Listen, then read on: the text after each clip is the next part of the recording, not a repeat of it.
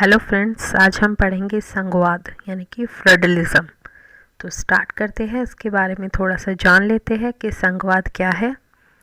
संघवाद का अर्थ पढ़ते हैं पहले। संघवाद राजनीति में एक विशेष प्रकार की राजनीतिक संबंध को प्रकट करता है। ये राजनीति में क्या करता है? एक राजनीतिक संबंध को प्रकट करता है जो अलग अलग राज्यों की सरकारें और केंद्र की सरकारों के बीच के संबंध को दिखाता है। यह क्या कहता है? अलग अलग राज्यों और केंद्र की सत्ता के बीच के संबंध को दिखाता है।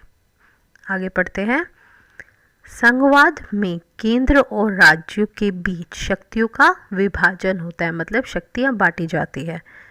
संघीय व्यवस्था में कहीं पर केंद्रीय शक्ति अधिक पावरफुल होती है, अधिक शक्तिशाली होती है, तो कहीं राज्य शक्ति अधिक शक्तिशाली होती है।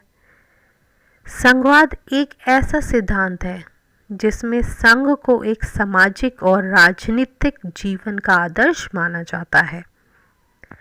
संघवाद में समानता और अधीनता के सिद्धांतों का मिश्रित रूप होता है, मतलब यह मिला जुला रूप होता है समानता और अधीनता का।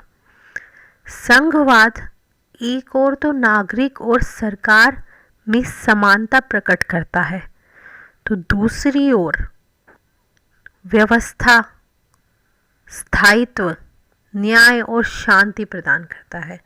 तो हम कह सकते हैं कि यह समानता और अधीनता का मिला जुला रूप है, मिश्रित रूप है। इन सिद्धांतों का, समानता और अधीनता के सिद्धांतों का मिश्रित रूप क्या है? संघवाद। आगे देखते हैं। दूसरे शब्दों में संघवाद एक प्रकार की संरचना और प्रक्रिया दोनों है। यह एक संरचना भी है और यह प्रक्रिया भी है। यह लोकतंत्र की एक ऐसी व्यवस्था है जहां पर राजनीतिक प्रतिस्पर्धा तथा विरोधाभास के बीच देश की जनता एवं प्रशासन के द्वारा संयुक्त रूप से एक विशेष प्रकार का संतुलन स्थापित किया जाता है। मतलब देश की जनता और प्रशासन के द्वारा संयुक्त रूप से मिलकर एक विशेष प्रकार का संतुलन स्थापित किया जाता है। आगे बढ़ते हैं। संघवाद को आधार प्रदान करने वाले तत्वों के बारे में। सरकार अथवा प्रशासन के दो स्तर, मतलब केंद्रीय स्तर पर सरकारें और राज्य सरकारें और उनका प्रशासन दोनों के, तो इनको क्या कहेंगे? सरकार अथवा प्रशासन के दो स्तर। संविधान की अभिरक्षक के रूप में स्वतंत्र न्यायपालिका, जो स्वतंत्र रूप से न्याय करती है, हमारी न्यायपालिका, हमारा संविधान जो लिखित है, जिसका रूप लिखित है। फोर्थ है संविधान की सर्वोच्चता एवं संप्रभुता, मतलब संविधान जो है वो सर्वोच्च है, वो सर्वमान्य है। संवैधानिक संशोधन की प्रक्रिया में राज्य की महत्वपूर्ण भूमिका का स्पष्ट विभाजन। यह बताया गया है कि अगर हमें किसी भी कानून में संशोधन करना है तो उसमें राज्य की महत्वपूर्ण भूमिका रहेगी, राज्य सरकार की महत्वपूर्ण भूमिका रहेगी। तो किसी भी संवैधानिक संशोधन की प्रक्रिया में राज्य की महत्वपूर्ण भूमिका, यह सभी आधार है किसके? संघवाद के। आगे देखते हैं। दूसरी तरफ भारत की संस्कृति, यहाँ की संस्कृति, इसकी भौगोलिक स्थिति तथा भिन्न भिन्न भाषा और धर्म भारत के संघवाद को विशिष्ट स्वरूप प्रदान करते हैं। ये सभी तत्व मिलके हम कह सकते हैं कि भारत में विविधतापूर्ण समाज है और इस विविधता में एकता, यानी कि अनेकता में एकता के तत्व ने देश के बड़े आकार के साथ मिलकर, हमारे देश का जो आकार है वो बड़ा है, उसके साथ मिलकर भारत के लिए संघात्मक संगठन, मतलब संघात्मक सरकार को अनिवार्य बना दिया है। आगे बढ़ते हैं। विविधतापूर्ण बहु समाजों में संघवाद राजनीति का उचित रूप दिखाई पड़ता है, उचित रूप दिखाई देता है। यानी कि विविधतापूर्ण बहु समाजों में संघवाद राजनीति मतलब संघवाद की जो राजनीति है उसका उचित रूप किस में दिखाई देता है? विविधतापूर्ण बहु समाजों में। और इसके माध्यम से समाज की विविधता को अभिव्यक्ति प्राप्त होती है तथा संघवाद राष्ट्रीय एकता व अनुक्रम को बनाए रखता है। डायसी के अनुसार संघ की इकाइयां संगठन चाहती है, एकत्व नहीं।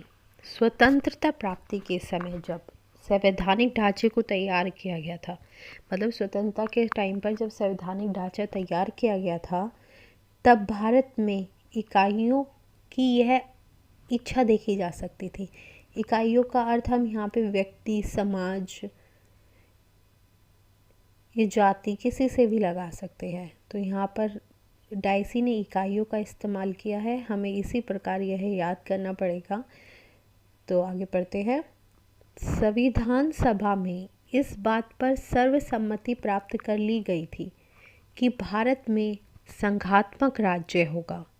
वस्तुतः संविधान में गणतंत्र का राज्यों के संघ के रूप में वर्णन इसी संघीय प्रकृति पर बल देने के लिए किया गया है, क्योंकि संघवाद की आवश्यकता पहले से ही भारत में विद्यमान थी।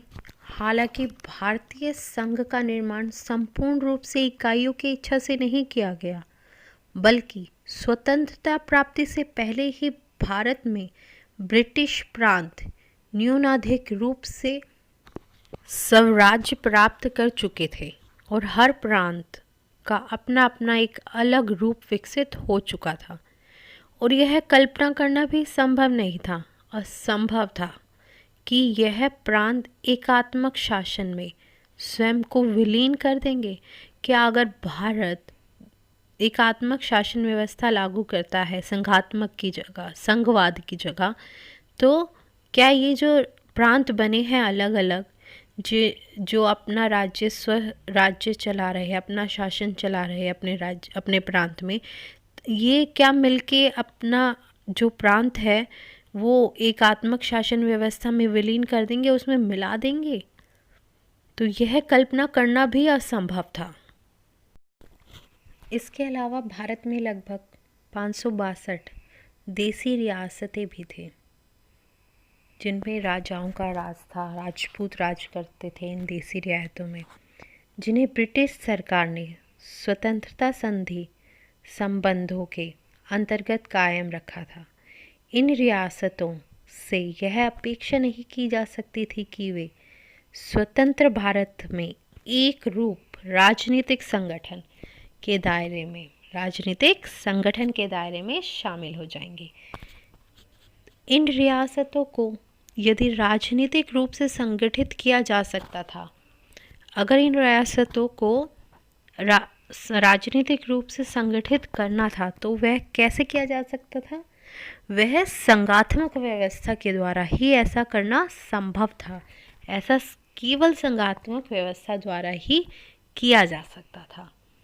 अगर आपको मेरा ये वीडियो अच्छा लगा हो या ये टॉपिक समझ आया हो तो मेरे वीडियो को लाइक कीजिए और मेरे चैनल को सब्सक्राइब कीजिए और देखते रहिए आने वाले वीडियोस को। Thank you friends for watching my video and please subscribe, come and learn.